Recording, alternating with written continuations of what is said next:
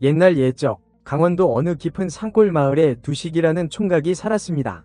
두식이는 어려서 부모를 잃고 홀로 똥찌개를 지며 살아가는 가련한 신세였지요. 마을 사람들은 두식이를 우리 아들이라 부르며 굳은 일을 도맡아 시켰지만 정작 그에게 따뜻한 밥 한 끼, 옷 한 벌 제대로 챙겨주는 이는 없었습니다. 두식이는 고된 하루를 보내고 나면 마을 어귀 강가에 나가 윤수를 바라보며 외로움을 달랬습니다. 반짝이는 물결을 보며 언젠가 자신도 저렇게 빛나는 삶을 살 수 있을까, 따뜻한 가족의 품에 안길 수 있을까 꿈꾸곤 했지요. 그러던 어느 날 두식이는 강가에서 믿을 수 없는 광경을 목격했습니다. 달빛 아래 비단 옷을 곱게 차려입은 한 여인이 물속으로 걸어 들어가고 있었던 것입니다. 여인의 얼굴은 창백했고 눈에는 슬픔이 가득했습니다. 안 돼요. 위험합니다. 두식이는 다급히 외치며 물속으로 뛰어들었습니다. 차가운 물살이 온몸을 휘감았지만 두식이는 필사적으로 여인을 붙잡아 끌어냈습니다. 정신 차리세요. 왜 이런 무모한 짓을 하시는 겁니까? 두식이는 숨을 헐떡이며 여인을 꾸짖었습니다. 그러나 여인은 싸늘한 눈빛으로 두식이를 노려보며 말했습니다. 삶이 이토록 고통스러운데 어찌 살아야 한단 말이오? 차라리 죽는 것이 낫소. 여인의 말에 두식이는 가슴이 철렁 내려앉았습니다. 자신처럼 삶의 무게에 짓눌린 가련한 영혼이었던 것입니다. 두식이는 여인의 아름다운 얼굴에서 눈을 떼지 못했습니다. 배곡 같은 피부, 앵두 같은 입술, 밤하늘의 별처럼 깊은 눈동자. 아가씨, 제발 그러지 마세요. 삶은 소중한 것입니다. 두식이는 떨리는 목소리로 말했지만 여인은 이미 등을 돌려 사라진 뒤였습니다. 두식이는 허탈한 마음으로 집으로 돌아왔습니다. 다음날 아침, 두식이는 몸이 천근만근 무거워 일어날 수 없었습니다. 밤새 차가운 강물에 몸을 담근 탓에 심한 감기에 걸린 것이었습니다. 하지만 두식이를 걱정해주는 사람은 아무도 없었습니다. 마을 사람들은 여전히 두식이를 우리 아들이라 부르며 굳은 일을 시켰지만 아픈 그에게 약 한 첩 지어주는 이는 없었습니다. 두식이는 며칠을 앓아누웠습니다. 기력이 다해 죽을 날만 기다리던 어느 날, 한 거지가 두식이의 집을 찾아왔습니다. 거지는 초라한 행색이었지만 눈빛만은 맑고 따뜻했습니다. 젊은이, 밥 한 술 얻어먹을 수 있겠소? 두식이는 힘겹게 몸을 일으켜 세워 마지막 남은 숟가락을 거지에게 내밀었습니다. 저는 이제 곧 죽을 몸입니다. 이 숟가락이라도 가져가셔서 욕이라도 하세요. 거지는 두식이의 말에 깜짝 놀라며 숟가락을 받았습니다. 그리고는 품에서 쪽박을 꺼내 동량밥을 두식이에게 먹여주었습니다. 아픈 사람은 잘 먹어야 빨리 낫는 법이오. 뒷산에 가면 늙은 의원이 하나 있는데 못 고치는 병이 없다고 하더이다. 돈도 받지 않으니 한번 찾아가 보시오. 거지는 두식이에게 희망을 주고 호련히 사라졌습니다. 두식이는 거지의 말을 듣고 힘을 내 뒷산으로 향했습니다. 험한 산길을 헤매다 겨우 초가집 한 채를 발견했지요. 문을 두드리자 흰 수염이 가슴까지 내려오는 늙은 의원이 나타났습니다. 자네는 무슨 일로 나를 찾아왔는가? 두식이는 자신의 병에 대해 이야기했습니다. 그러자 의원은 한참 동안 생각하더니 입을 열었습니다. 자네는 죽을 목숨을 살렸어. 그리고 그 목숨의 무게가 병이 되어 자네를 짓누르고 있는 것이지. 이걸 고치려면 세 가지 물건이 필요하네. 죽다 살아난 닭의 깃털, 물을 무서워하는 해녀가 캔 진주, 그리고 울지 않는 과부의 눈물이라. 두식이는 의원의 말에 어안이 벙벙했습니다. 그런 기이한 물건들을 어디서 구한단 말입니까? 의원은 두식이의 마음을 아는지 모르는지 너털 웃음을 터뜨리며 말했습니다. 걱정 말게. 살다 보면 자연스럽게 얻게 될 것이네. 두식이는 의원의 말을 믿을 수 없었지만 달리 방법이 없었습니다. 터덜터덜 산길을 내려오는데 어디선가 구슬픈 울음소리가 들려왔습니다. 소리를 따라가 보니 웬 초가집에서 한 사내가 목에 칼을 겨누고 울고 있었습니다. 아버지, 불효자를 용서하십시오. 두식이는 깜짝 놀라 사내의 손에서 칼을 빼앗았습니다. 사내는 닭을 키우던 사람이었는데 아버지가 물려주신 닭들이 병에 걸려 죽자 죄책감에 자결하려 했던 것입니다.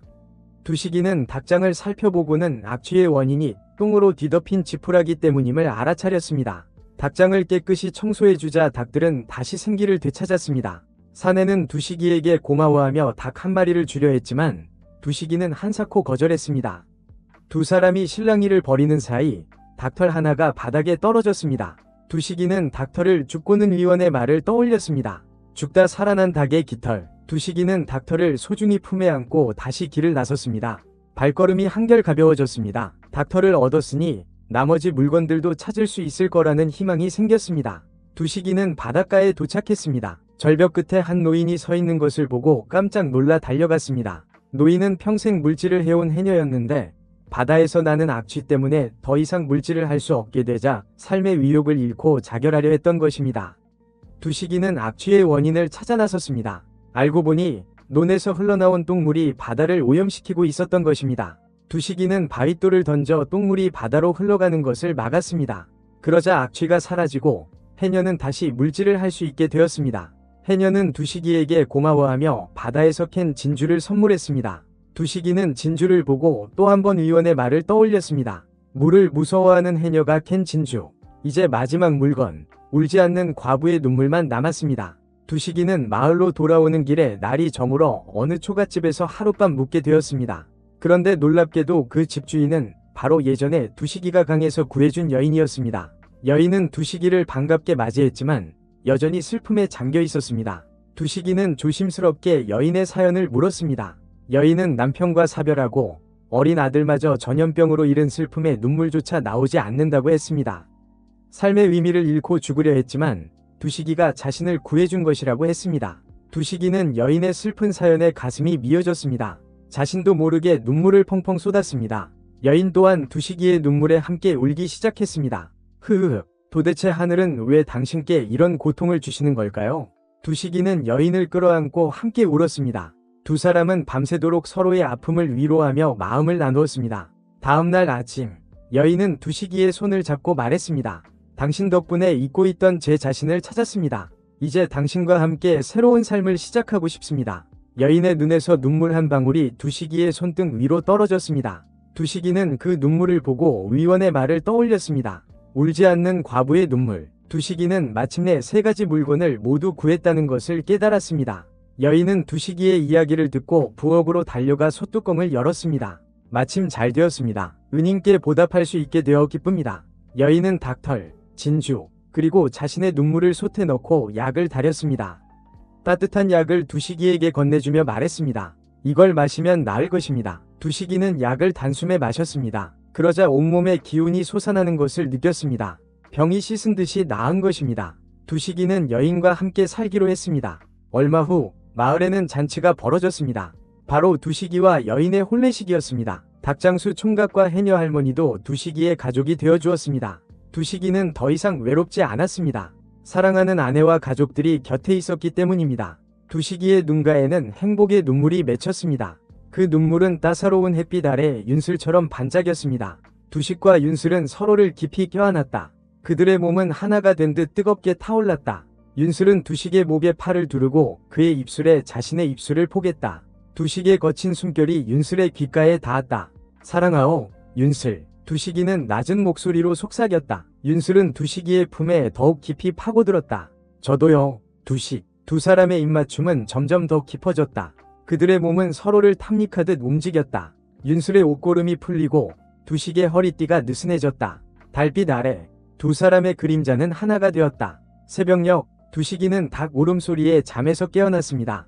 옆에는 사랑스러운 아내 윤슬이 곤히 잠들어 있었습니다. 두식이는 윤슬의 이마에 살며시 입을 맞추고 조심스럽게 자리에서 일어났습니다. 밖으로 나오니 닭장수 총각과 해녀 할머니가 마당에서 아침 식사를 준비하고 있었습니다. 두식이는 그들에게 다가가 인사를 건넸습니다.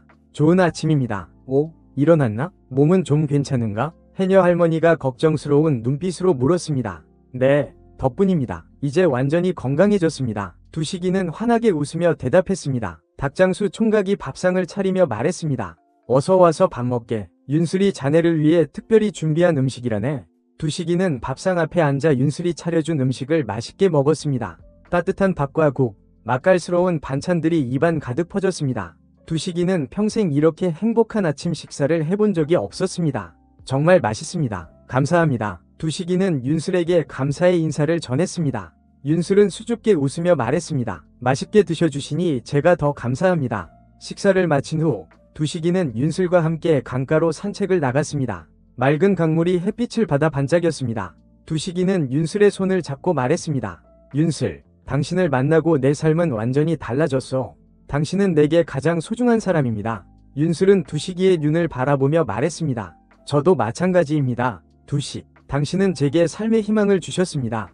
두 사람은 강가에 앉아 서로의 어깨에 기대 앉았습니다. 따뜻한 햇살이 그들을 감싸 안았습니다. 두식이는 윤슬의 머리카락을 부드럽게 쓰다듬으며 속삭였습니다. 앞으로도 영원히 당신과 함께하고 싶소. 윤슬은 두식이의 품에 안겨 눈을 감았습니다. 두 사람의 마음은 하나가 된 듯 평화로웠습니다. 시간이 흘러 두식이와 윤슬은 아이를 낳았습니다. 아이는 두식이의 맑은 눈과 윤슬의 아름다운 미소를 닮았습니다. 두식이는 아이를 품에 안고 행복의 눈물을 흘렸습니다. 고맙소, 윤슬. 당신은 내게 가장 큰 선물을 주었소. 윤슬은 두식이의 뺨에 입을 맞추며 말했습니다. 당신과 함께라면 무엇이든 할 수 있습니다. 두식이와 윤슬은 아이와 함께 행복한 가정을 이루었습니다. 닭장수 총각과 해녀 할머니도 그들의 가족이 되어주었습니다. 두식이는 더 이상 외롭지 않았습니다. 사랑하는 가족들이 곁에 있었기 때문입니다. 어느덧 시간이 흘러 두식이는 백발의 노인이 되었습니다. 윤슬도 할머니가 되었지만 여전히 아름다운 미소를 잃지 않았습니다. 두식이는 윤슬의 손을 잡고 말했습니다. 윤슬, 당신과 함께한 세월은 내 인생 최고의 선물이었습니다. 윤슬은 두식이의 눈을 바라보며 말했습니다. 저도 마찬가지입니다. 두식, 당신은 제게 가장 소중한 사람입니다. 두 사람은 서로의 어깨에 기대 앉아 저물어가는 석양을 바라보았습니다. 붉은 노을이 그들의 얼굴을 따뜻하게 비추었습니다. 두식이는 윤슬의 머리카락을 부드럽게 쓰다듬으며 속삭였습니다. 사랑하오, 윤슬. 저도요.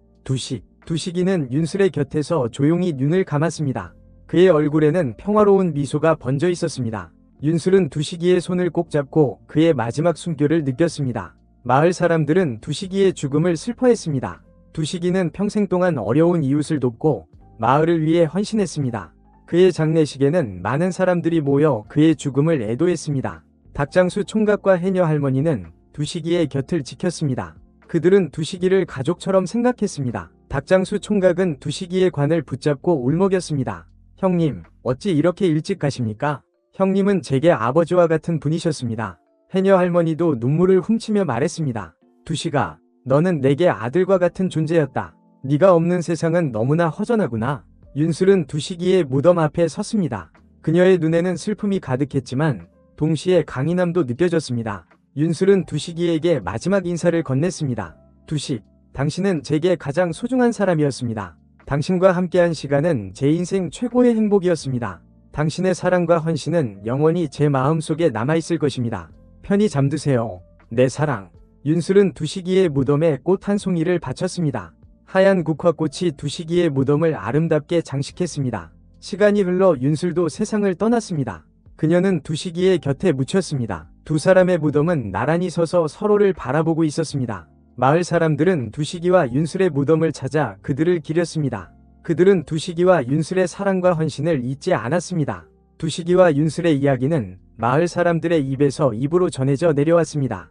어느 날, 한 어린 소녀가 두식이와 윤슬의 무덤을 찾아왔습니다. 소녀는 두식이와 윤슬의 이야기를 듣고 감동을 받았습니다. 소녀는 두식이와 윤슬의 무덤에 꽃을 바치고 기도했습니다. 두식 할아버지, 윤슬 할머니, 당신들의 사랑은 영원할 거예요. 저도 당신들처럼 사랑하며 살고 싶어요.